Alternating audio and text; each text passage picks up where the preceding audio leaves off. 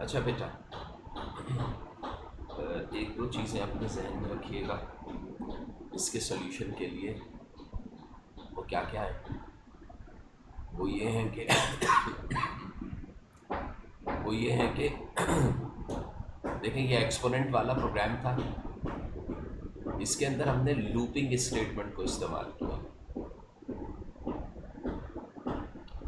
Looping statement के लिए कल मैंने एक प्रोग्राम भी आपको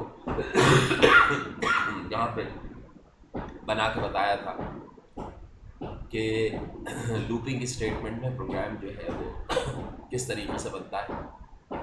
अगर मुझे एक्सपोनेंट का, अब जैसे कि यहाँ पे दिया हुआ है let N be the, let N की वैल्यू जो है वो क्या है, 8 है। एन क्या है, नंबर है जो आप यूज़र से इनपुट ले रहे हैं,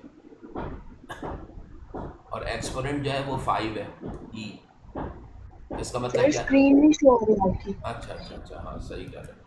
एक मिनट, एक मिनट।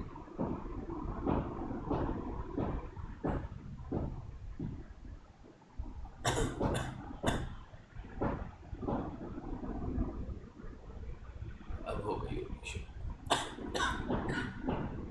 हाँ बेटा, अब आ रही है। Yes sir.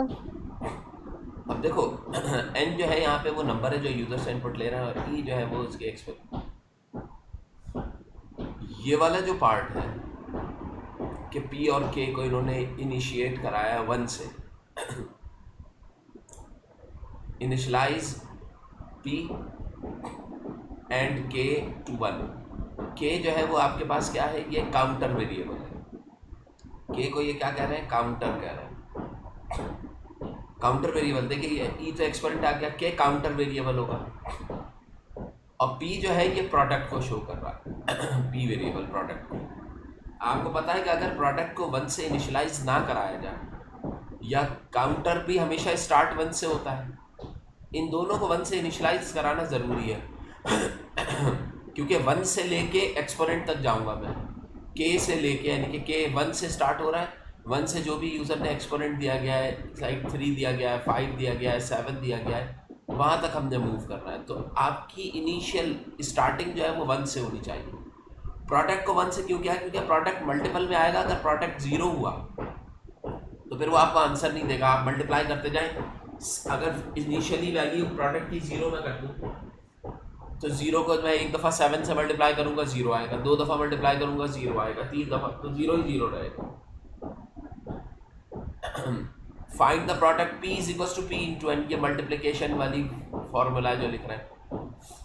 अब देखें, ये चीज़ जो है ये आ रही है body of the loop, loop की बॉडी है ये। इंक्रीमेंट बाय 1, ये वाली स्टेटमेंट जो लिखी जा रही है, फॉर के अंदर हम पहले लिखते हैं I is equal to 1, I is less than और इक्वल टू 10, और आई प्लस प्लस।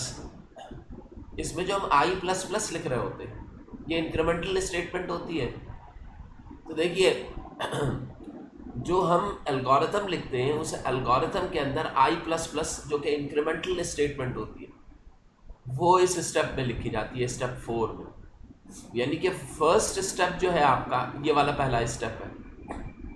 इस स्टेप में आपने इनिशियल, सबसे पहला काम क्या करना है, वेरिएबल को इनिशियलाइज कराना। ठीक है, सबसे पहला काम किया आपने, वेरिएबल को इनिशियलाइज कराना।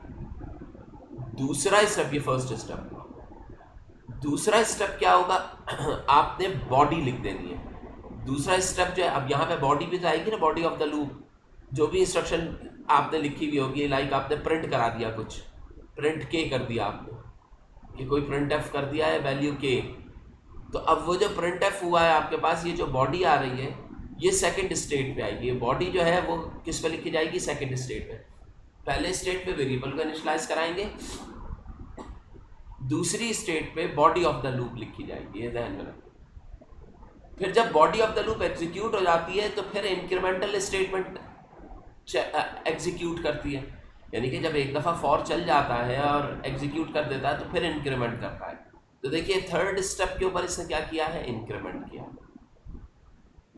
जब इंक्रीमेंट हो जाएगा तो इंक्रीमेंट के बाद फिर ये क्या करेगा, फोर्थ स्टेज पे आएगा। और फोर्थ स्टेज किसकी होती है, कंडीशन को चेक करेगा कि आया कि अभी कंडीशन ट्रू है या नहीं।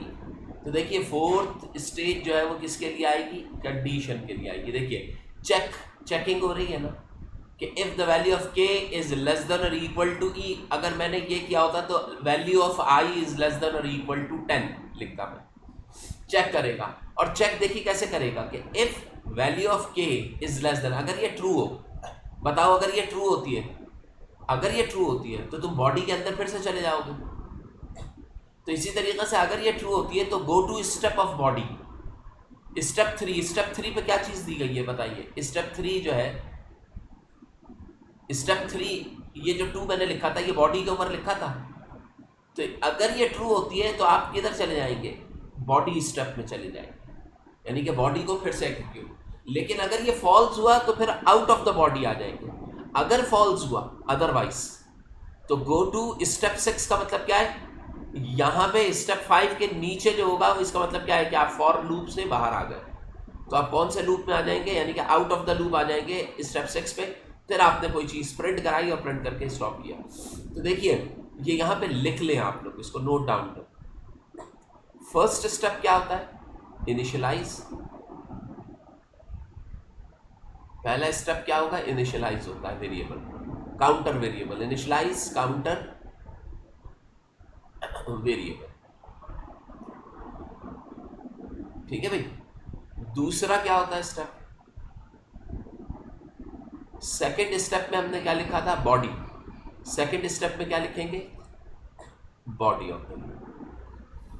थर्ड स्टेप में कौन सा आएगा, इंक्रीमेंटल स्टेटमेंट।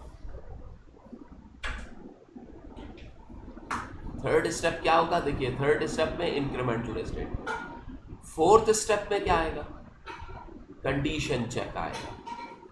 अब कंडीशन चेक कैसे करेंगे, कंडीशन चेक करेंगे इसके ऊपर, ए इसके ऊपर। मसलन यहाँ पे मैं क्या लिखूंगा, if I is less than और equal to 10 then go to, अगर ये ट्रू होती है then go to, if true, यहाँ पे कंडीशन चेक के साथ लिख लो कि अगर ये ट्रू हुई तो कहाँ चले जाओगे, गो टू। गो टू किधर जाएंगे आप, बॉडी की तरफ चले जाएंगे। बॉडी का मतलब क्या हो गया, बॉडी 2 पे है तो गो टू किस में चले जाओगे तुम, 2। और अगर फॉल्स हुई तो फिर हम नेक्स्ट, यानी 4 है ना, नेक्स्ट का मतलब क्या है, हम कहाँ चले जाएंगे, out of the loop. Out का मतलब क्या हो गया, 5 के ऊपर चले जाएंगे। तो ये जो स्टेटमेंट, और फिर 5 से एग्जीक्यूट कर जाएंगे जो भी करना होगा। तो ये जो मैंने आपको टर्म्स लिखवाई हैं, ये टर्म्स लूपिंग स्टेटमेंट के लिए, कि अगर आपने लूपिंग स्टेटमेंट एग्जीक्यूट करनी है तो आप इन सीक्वेंस, और देखिए ये सीक्वेंस भी वैसा ही है। सबसे पहले फॉर लूप को जब आप एग्जीक्यूट करने जाते हैं तो सबसे पहले काउंटर वेरिएबल इनिशियलाइज होता है, फिर कंडीशन चेक होती है, ये नीचे उतर जाता है।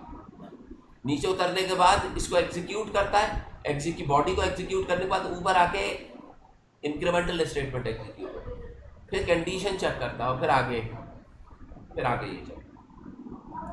तो ये चीज़ जो मैंने बताई है आपको, ये लूपिंग स्टेटमेंट की स्ट्रक्चर है। अगर ये चीज़ आपके जहन में, तो आप कोई भी लूपिंग स्टेटमेंट का प्रोग्राम जो है वो इजीली कंस्ट्रक्ट कर सकते हैं, बना सकते हैं, या उसका एल्गोरिथम लिख सकते हैं। अब देखें ये आपके पास, इससे पहले अगर मैं आऊँ ए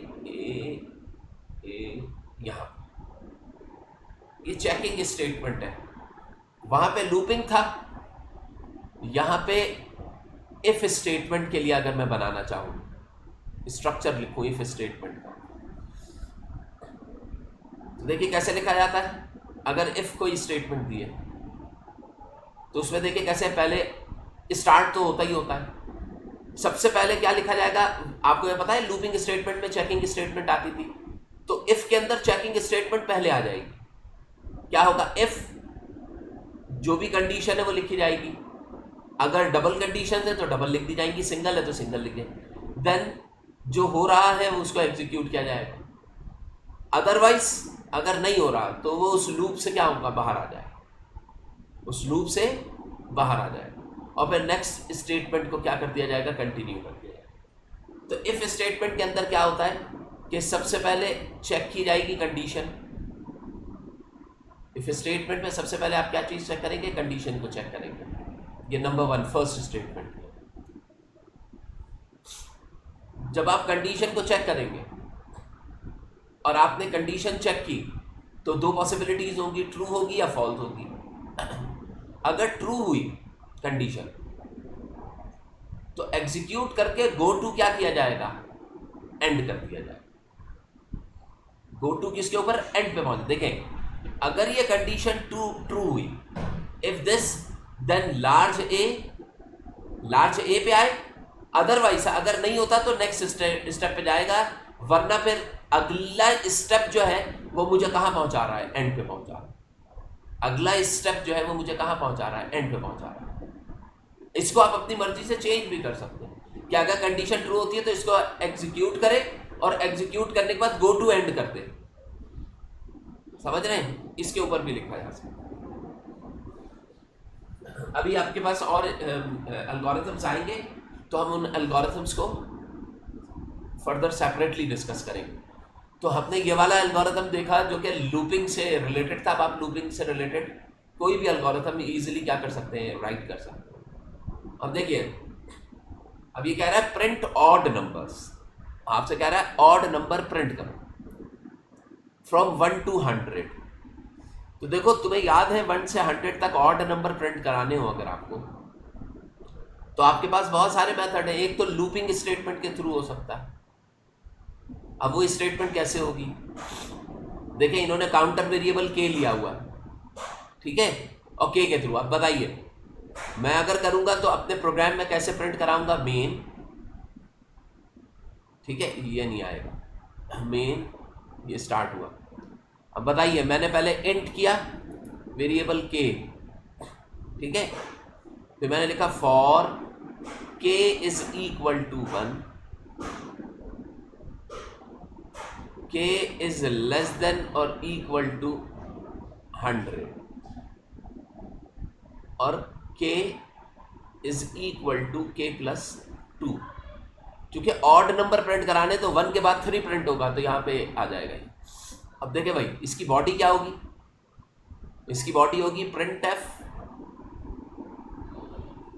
क्या चीज प्रिंट कराना है मैंने, %d, और यहाँ पे क्या लिख दूंगा मैं, के। अब जब ये एग्जीक्यूट होगा तो पहले 1 प्रिंट हो जाएगा, फिर नेक्स्ट टाइम 1 ऊपर जाएगा तो ये क्या हो जाएगा 3, फिर नीचे उतरेगा 3 प्रिंट हो जाएगा, फिर 5, फिर 7, फिर 9, 11 चलता रहेगा, और 99 तक, 2 से 99 तक प्रिंट कर देगा। अब ये बताइए कि यहाँ पे आपने प्रोग्राम एंड कर दिया।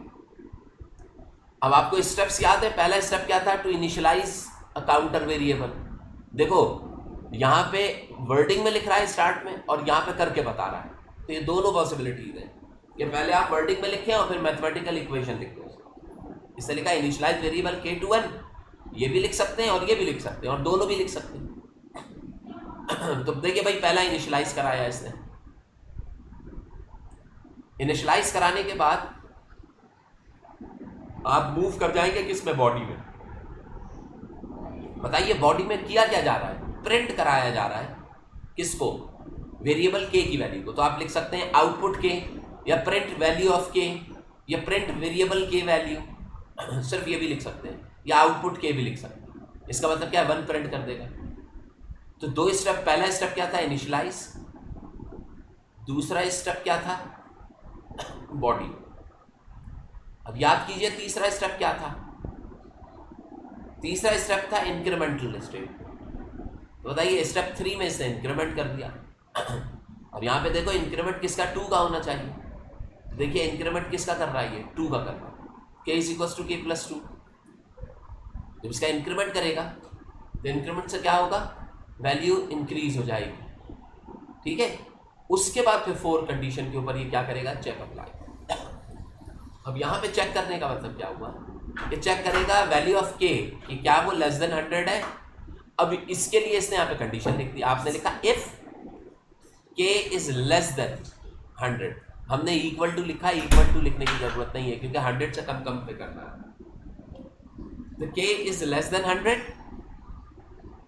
देन तो फिर कहाँ चला जाए, स्टेप 2 का मतलब क्या है, देन गो टू बॉडी, अगर लेस देन 100 है तो कहाँ चला जाए, बॉडी की तरफ चला जाए।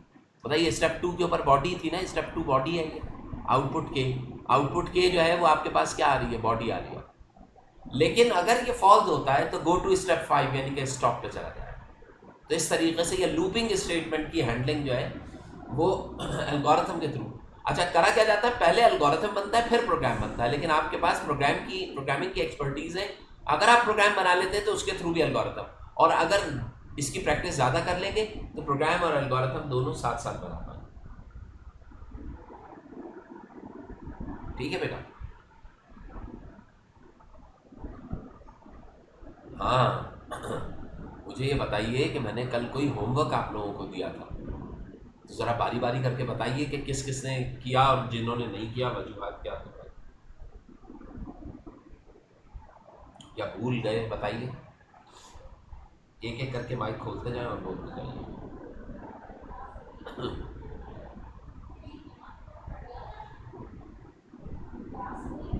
बोलिए बेटा।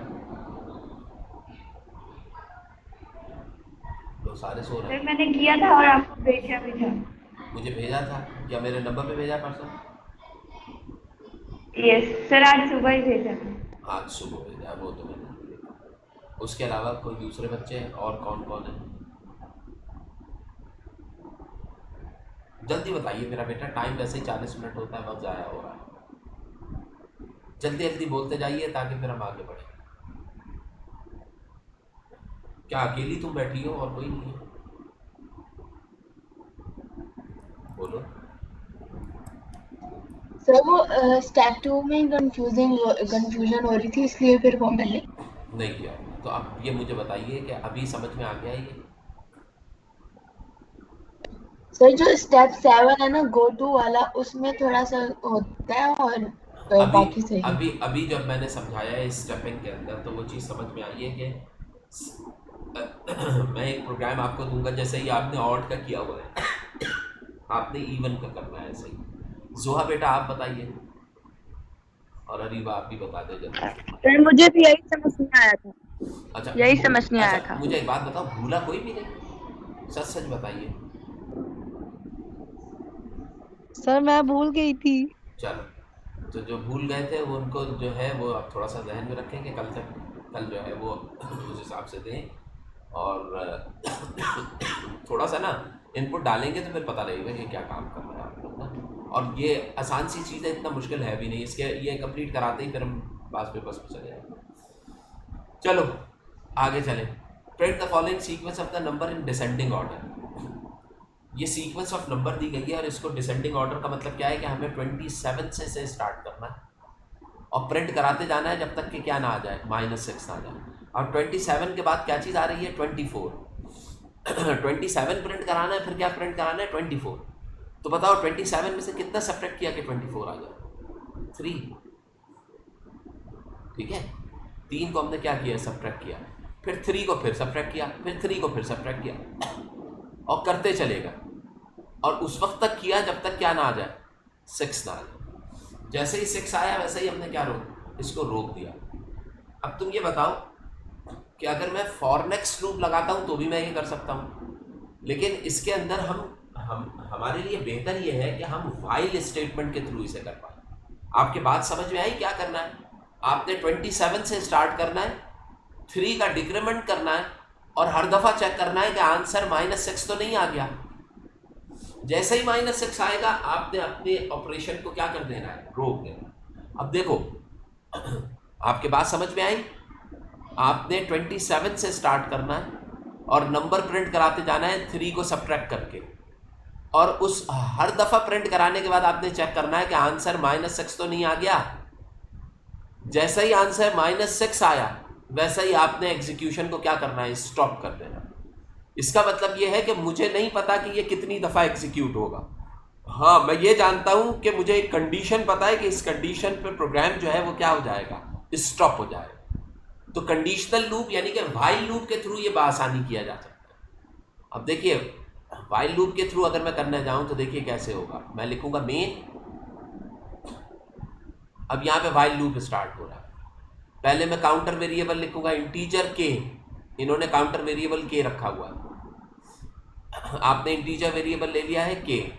अब ये बताइए के जो है उसकी इनिशियल वैल्यू, स्टार्टिंग वैल्यू क्या है? 27 है। तो मैं के को क्या लिख लेता हूँ? 27 कर लेता हूँ। ठीक है, कर लेने के बाद अब मैं क्या सी स्टेटमेंट लिखूंगा? वाइल। स्टेटमेंट हम क्या लिखेंगे? वाइल। और यहां पे चेक करेंगे, यहां पे हम लिखेंगे कंडीशन कि के की वैल्यू उस वक्त तक प्रिंट होती रहे जबकि वो बड़ी हो और इक्वल हो किस चीज से? -6 से, क्योंकि ये माइनस है ना। देखें, इसको ऐसे समझें, अगर -6 के बजाय यहाँ पे 12 होता तो के की वैल्यू उस वक्त तक प्रिंट होती रहे जब तक वो 12 से बड़ी रहे। तो बताइए 15 भी बड़ी है, प्रिंट हो जाएगा, 18 भी बड़ी है, प्रिंट हो जाएगा, 9 प्रिंट नहीं होगा क्योंकि 9 जो है वो 12 से छोटा हो जाएगा। तो अब ये बताइए के इज ग्रेटर देन और इक्वल टू -6 लिखूंगा, यानी कि -3 जो है वो -6 से ग्रेटर है तो ये प्रिंट हो जाएगा, -6 जो है वो इससे इक्वल आ जाएगा तो भी। लेकिन अब बताइए अगला -6 के बाद -9, क्या वो के से बड़ा होगा? नहीं, तो वो आउट ऑफ द लूप चला जाएगा, यानी कि कंडीशन फॉल्स हो जाएगी। तो आपने लिखा कि के उस वक्त तक लूप एग्जीक्यूट करता रहेगा जब तक के की वैल्यू इज मोर देन और इक्वल टू -6 है। ठीक है बेटा, अब आप वाइल की बॉडी लिख रहे हैं, आपने प्रिंट कराना है किस चीज को? के को। तो आपने क्या करा? आपने लिखा प्रिंट एफ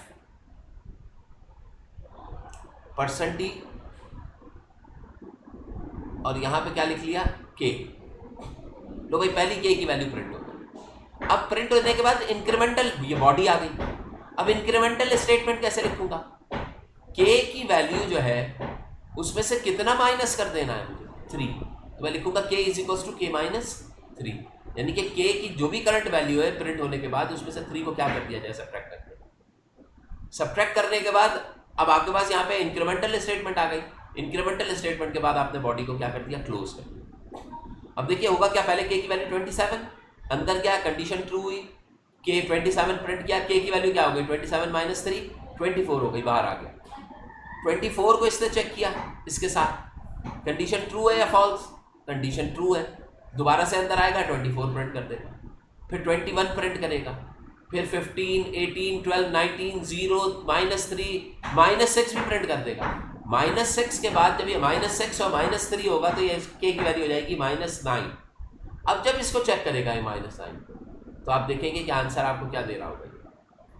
-9 के ऊपर आंसर आपको फॉल्स देगा, तो आप आउट ऑफ द लूप आ जाएंगे और पूरी सीक्वेंस प्रिंट हो जाएगी। तो देखिए लूपिंग स्टेटमेंट चाहे व्हाइल हो चाहे फॉर हो, मेथड एक ही होगा। पहले स्टार्ट किया, इनिशियलाइज कराया वेरिएबल को, आप किससे इनिशियलाइज करा रहे हैं? 27 से। फिर उसके बाद बॉडी आ गई, आपने उसको क्या कराया? प्रिंट करा दिया। फिर डिक्रीमेंटल स्टेटमेंट, वहां पे इंक्रीमेंट थी, अब कौन सी स्टेटमेंट आएगी? डिक्रीमेंटल स्टेटमेंट, के -3। अब चेक कराया कि के की वैल्यू इज ग्रेटर देन और इक्वल टू, यही मैंने भी लिखा था कि जब तक वैल्यू के की ग्रेटर देन और इक्वल टू 6 रहेगी देन गो टू स्टेप 2, यानी कि बॉडी में चला जाएगा। अदरवाइज अगर नहीं हुई तो आउट ऑफ द बॉडी आ जाएगा, यानी कि बॉडी से बाहर आ गया, स्टेप 5। समझ में आई बात? तो इस तरीके से आप एल्गोरिथम जो है वो लूपिंग, देखिए ये टूल्स हैं, एल्गोरिथम के अंदर आपको लूपिंग करनी आनी चाहिए कि अगर मैं कहीं पे अपने प्रोग्राम में लूपिंग स्टेटमेंट कर रहा हूं तो उसको एल्गोरिथम में कैसे लिखूंगा, अगर मैं अपने प्रोग्राम में if then else statement use कर रहा हूं तो मैं एल्गोरिथम में उसको कैसे लिखूंगा। जबकि होता क्या है कि एल्गोरिथम में लूपिंग स्टेटमेंट आती है, फिर उसको प्रोग्राम के अंदर लिखा जाता है। लेकिन चूंकि मैंने प्रोग्रामिंग आपको पहले कराई हुई है और आपके कॉन्सेप्ट क्लियर है, लिहाजा एल्गोरिथम समझना या पढ़ना आपके लिए मुश्किल नहीं होना चाहिए। ठीक है, नेक्स्ट देखिए, find the sum of even numbers up to 100। आपने इवन नंबर का सम लेना है, नंबर्स नहीं प्रिंट कराने बल्कि उनका सम प्रिंट कराना है, जो कहां तक हो? 100 तक नंबर्स का सम प्रिंट कराना, यानी कि एक एक करके इवन नंबर उठाते जाइए। पहला इवन नंबर 2 उठाया आपने, इसको सम एक वेरिएबल लिया, उसमें डाल दिया, फिर आपने चेक किया कि क्या ये 2 जो है वो लेस देन और इक्वल टू 100 है या नहीं। अगर है तो दोबारा से ऊपर चलेगा, 2 का 4 किया, फिर 4 को सम में ऐड किया, यानी कि अगर ये है तो होने के बाद आपने क्या किया? इंक्रीमेंटल स्टेटमेंट, यहाँ पे आपने इंक्रीमेंटल सम के बाद आपने इंक्रीमेंटल स्टेटमेंट लगाई, 2 के अंदर किसको ऐड कर दिया? 2 को ऐड कर दिया उस नंबर के अंदर, तो ये 4 हो गया, 4 को फिर चेक किया, फिर 6 को चेक किया और ऐड करते चले गए और आखिरी में जाके सम को क्या कर दिया, प्रिंट करा दिया। देखिए अगर मैं इस स्टेटमेंट को प्रिंट कराने के लिए जाऊँ या इसको करूँ तो देखिए इसका प्रोग्राम कैसे बनेगा, मेन या आया मेन, अब ये ब्रैकेट ओपन, काउंटर वेरिएबल मैंने क्या कर लिया, 2 से स्टार्ट कर रहे हैं ना, तो काउंटर इंट मैंने किया, काउंटर वेरिएबल के लिया, के इज इक्वल्स टू हमने क्या कर दिया 2, अब यहाँ से शुरू होगा। अब बॉडी आएगी, बॉडी का मतलब क्या हो गया कि मैंने एक वेरिएबल लिया है सम, तो सम जो है वो पहले 0 के बराबर है, तो मैं लिख लूँगा sum is equals to sum plus k, यानी कि सम जो है वो वेरिएबल सबका सम कंटेन करेगा जो कि इक्वल होगा, जो भी ऊपर से के आ रहा होगा वो सब में ऐड होके, जो भी ऊपर से के आ रहा है वो सब में ऐड होगा और ऐड होने के बाद किस में ऐड हो जाएगा, किस में असाइन हो जाएगा, सब में। तो अब ये बताइए ऊपर से के 2 आया, 2 0 में ऐड हुआ तो सम की वैल्यू क्या हो गई 2। अब यहाँ तक ऐड होने के बाद अगली स्टेटमेंट मैंने लिखी के इज इक्वल्स टू के प्लस 2, ताकि के में क्या हो जाए, ये सारी बॉडी आ रही है आपके पास, के में क्या हो जाए, ऐड हो जाए, समझ रहे हैं। तो अब यहाँ पे बताइए कि के इज इक्वल्स टू 2 मैंने किया, अब मैं व्हाइल की स्टेटमेंट लिखूंगा यहाँ पे पहले, और कंडीशन क्या लिखूंगा कि के की वैल्यू लेस देन और इक्वल टू क्या रहे, 100 रहे, के इज लेस देन और इक्वल टू क्या रहे, 100 रहे। फिर जब ये 100 रहेगा नीचे आएगा, के की वैल्यू ऐड की, के इज इक्वल्स टू के प्लस, ये लूपिंग स्टेटमेंट आ गई, के प्लस 2, और फिर क्या होगा, ये ऊपर चला जाएगा चेक करने के लिए। तो बताइए ये उस वक्त तक चलता रहेगा और ऐड करता रहेगा। ये काम कर रहा है एडिशन के लिए और ये कर रहा है इवन नंबर्स जनरेट कर रहा है, ठीक है। तो दोनों काम अलग अलग हो रहे हैं। जब सब 100 तक ऐड होके सब में 100 वैल्यूज आ जाएंगी, तो जब आप बाहर आएंगे तो आप प्रिंट एफ करा देंगे किस चीज को, वेरिएबल सम को। तो देखिए भाई वेरिएबल सम को ऐसे ही प्रिंट एफ करेंगे और ये प्रिंट हो जाएगा यहाँ पे और एंड। तो अब बताइए इन्होंने इसको कैसे किया, पहले इनिशियलाइज कराया है सम को, इन्होंने 0 के इक्वल इनिशियलाइज कराया है, हमने सम को इनिशियलाइज नहीं कराया, तो के इज इक्वल टू 2 करें और सम को भी किसके इक्वल कराएं, 0 के। तो आपने दोनों को पहले इनिशियलाइज करा दिया। दूसरा स्टेप क्या होगा, ऐड के टू सम। देखिए अगले स्टेप के अंदर बॉडी आती है, इनिशियलाइजेशन के बाद क्या आती है, बॉडी आती है ना। तो देखिए बॉडी के अंदर क्या लिखा है, sum is equal to sum plus k, यानी कि के को सम में ऐड किया जा रहा है। तो लिखा हुआ है ऐड के टू सम, के को सम में ऐड करने, यानी कि sum is equal to sum plus k, body आ रही है, ये भी बॉडी है और ये भी बॉडी है, दोनों बॉडी के पार्ट। अब ये बताइए इंक्रीमेंटल स्टेटमेंट, या इसको आप इंक्रीमेंटल स्टेटमेंट भी कह सकते हैं। बॉडी आ जाने के बाद इंक्रीमेंटल के इज इक्वल टू के प्लस 2 आ गई।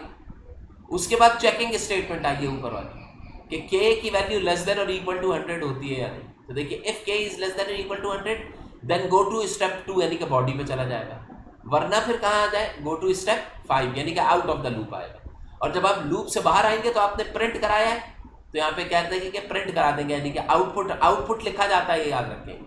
आउट सम का मतलब क्या है, आउटपुट सम को कर देंगे और फिर इसको स्टॉप। तो ये जो है आपके पास ये क्या कहलाएगा, इसका एल्गो कहलाएगा, एल्गोरिथम। समझ में आ रही है बात।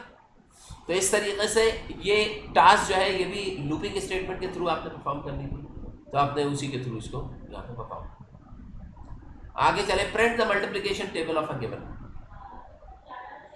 अब मल्टीप्लिकेशन टेबल दोबारा से अगर मैं प्रोग्राम बनाऊं तो आप क्या करेंगे, चाहे तो स्कैनएफ के थ्रू कर लें, और multiplication table of a given number है और कहाँ तक करना है, इन्होंने इसको डिफाइन किया प्रोसेसिंग के लिए कि continue the process still printing the product of 12, यानी कि 2 1 से 2 से मैं स्टार्ट कर रहा हूँ, अगर 2 2 से 4 कर रहा हूँ तो ये 2 12 से 24 तक जाएगा, यानी कि मुझे जो लूप चलाना है वो 1 से कहाँ तक चलाना है, 12 तक चलाना है। सही है। तो सबसे पहले स्टार्ट किया, फिर एक नंबर कंसीडर किया और उस नंबर को किसके इक्वल कर लिया, 7, तो 7 का टेबल प्रिंट हो जाएगा। अब इसका मतलब क्या है कि अगर मैं इसको लिखता हूं तो मैं लिखूंगा मेन। अब यहां से हम स्टार्ट कर रहे हैं, एक वेरिएबल इंटीजर n लिया और इसको इक्वल कर दिया किस चीज के, 7 के। देखिए इसकी ट्रांसलेशन आ गई है। अब क्या करें, इनिशियलाइज के वेरिएबल। अब आपको पता है कि यहाँ पे लूपिंग स्टेटमेंट यूज होती है, तो मैं कौन सा लूप यूज कर लूंगा, फॉर। इंटीजर के को इनिशियलाइज कराया 1 से, के जो है वो किसके बराबर हुआ, 1, इनिशियलाइज 1। उसके बाद फिर क्या होगा, यहाँ पे लिखी जाएगी बॉडी ऑफ द लूप। अभी आगे वाली चीजें नहीं लिखी, अब ये आएगा प्रोडक्ट, ये जो चीज आ रही है ये क्या आ रही है, बॉडी ऑफ द लूप। तो देखिए p is equal to n multiply by k, तो ये जरूरी है कि यहाँ पे आप p को भी इनिशियलाइज करें, ऊपर ही आप p को भी डिफाइन करें और उसको भी क्या करें, इनिशियलाइज कराएं किससे, 1 से, उसको भी इनिशियलाइज कराएं किससे, 1 से।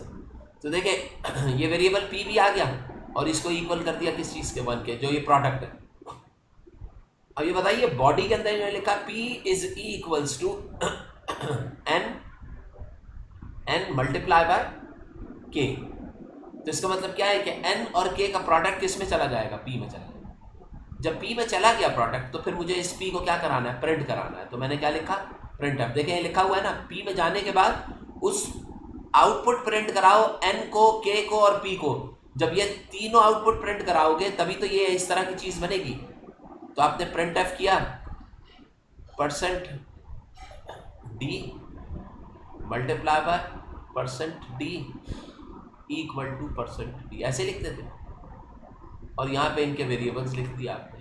पहला %d किसका आएगा, n, दूसरा %d k और तीसरा %d p। ये आपने टेबल के लिए देखिए, पहला n आएगा, n स्टार्टिंग में 7 है तो यहाँ पे 7 आ जाएगा, मल्टीपल का साइन आएगा, फिर क्या आएगा, k की वैल्यू आएगी, 7 multiply by 1 is equal to, और यहाँ पे क्या आएगा, p, 7 1 जा क्या है, 7 है, तो p आ जाएगा। अब यहाँ पे आ जाने के बाद क्या चीज आ रही है, इंक्रीमेंटल स्टेटमेंट। तो फॉर के अंदर इंक्रीमेंटल, वाइल होता तो यहाँ पे लिखता मैं, लेकिन फॉर है तो इंक्रीमेंटल स्टेटमेंट कहाँ आएगी, यहाँ पे आ जाएगी, k प्लस प्लस एक एक ऐड होता जाएगा k। और फिर यहाँ पे क्या है, k is less than equal to, ये क्या है, कंडीशन है, कंडीशन यहाँ दरमियान में लिखी जाती है। तो यहाँ पे क्या हो जाएगा, k इज लेस देन और इक्वल टू 12। तो अब ये बताइए बिल्कुल एक्यूरेट प्रोग्राम वही बन गया जो यहाँ पे इन्होंने स्टेप्स दिए हुए हैं, उन्हीं के रिस्पेक्टिवली अगर आप इसे देखें तो ये एग्जीक्यूट करेगा आपका टेबल टू 12। तो यहाँ पर भी आपके पास क्या है, ये लूपिंग स्टेटमेंट है और वही लूपिंग स्टेटमेंट यहाँ पर भी वैसे ही एग्जीक्यूट हो रही है। तो बेहतर यह है कि प्रोग्राम पहले मैं सारे चूँकि बनाना बता चुका हूँ, ये प्रोग्राम्स जो इसके अंदर दिए गए कम से कम ये प्रोग्राम्स आपको बनाने आने चाहिए।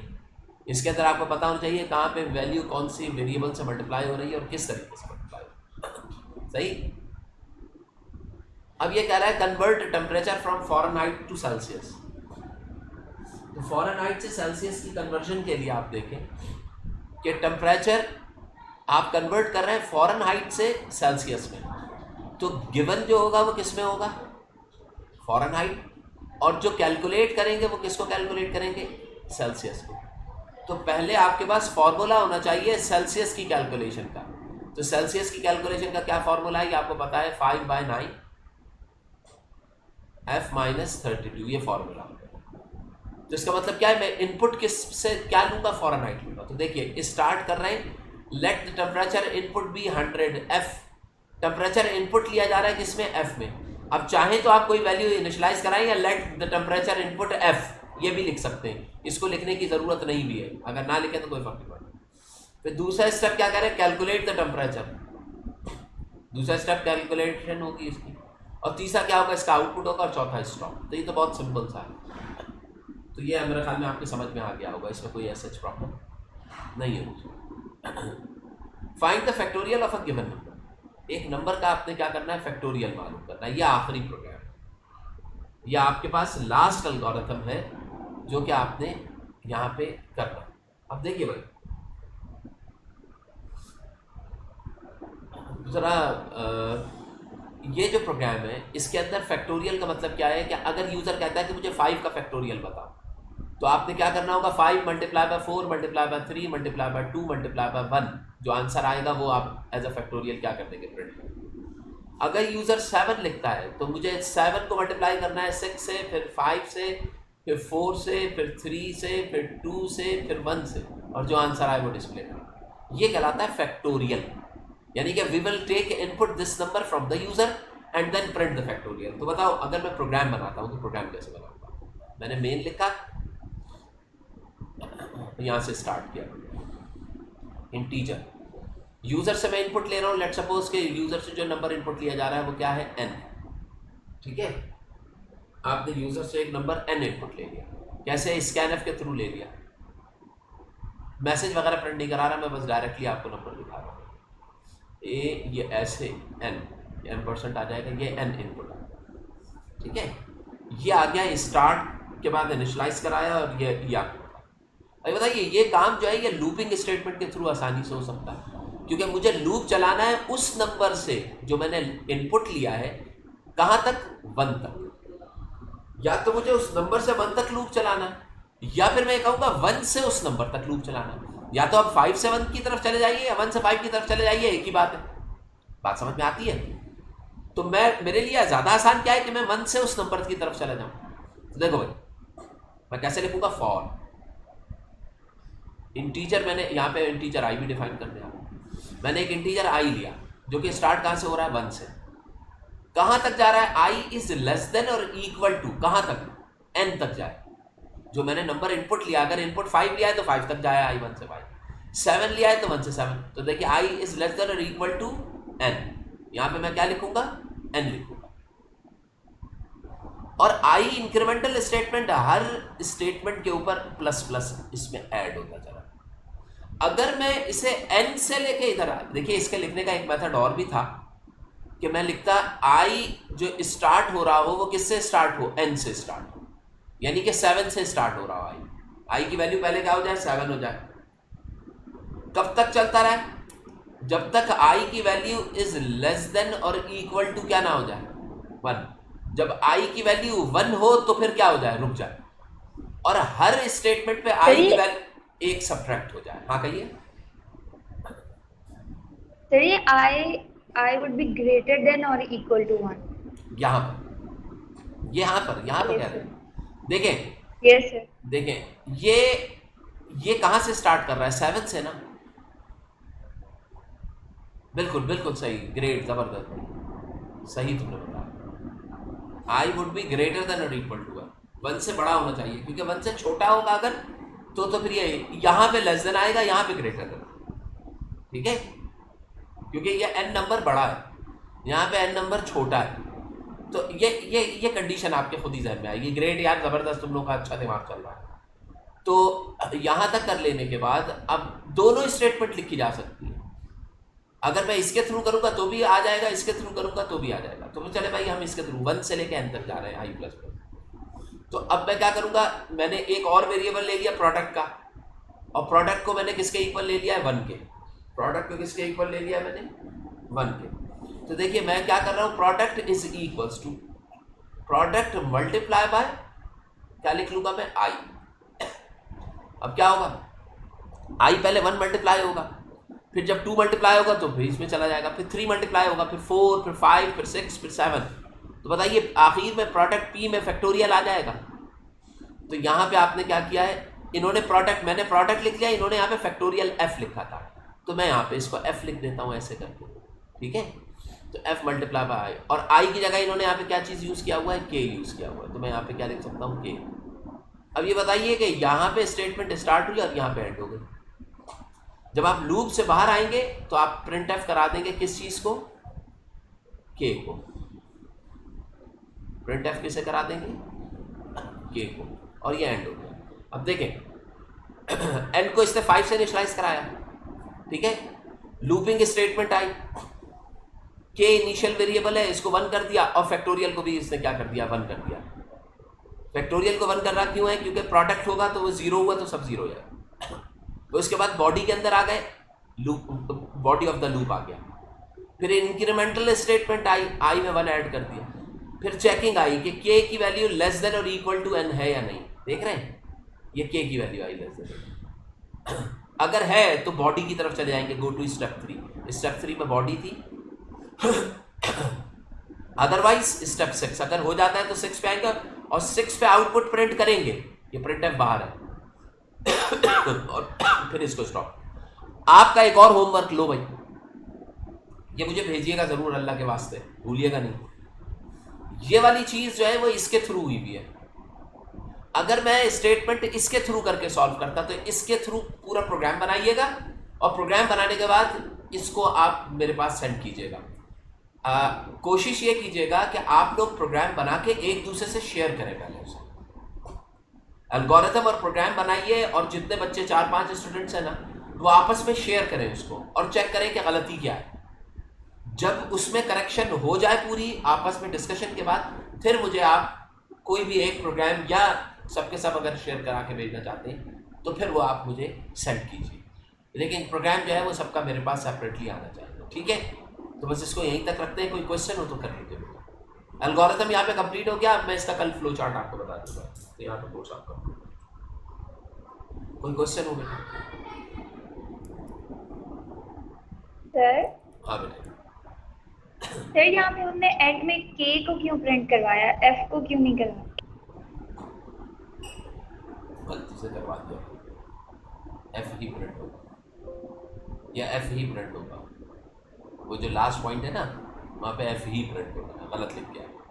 ये आउटपुट पी दे रहा है ना ये, तो इसका मतलब क्या है? ये तो एक्सपोनेंट का है। ये आउटपुट एफ दे रहा है ना, तो प्रिंट एफ को हम एफ ही करते हैं। अच्छा और बोलो, बस ना? सर इन सारे प्रोग्राम्स में सिर्फ 2 समझ में आया बस। तुम्हें 2 समझ में आए? अच्छा, जो प्रोग्राम समझ में नहीं आए हैं उनके पहले प्रोग्राम बना। ये जो मैंने बताया अभी ये समझ में आया?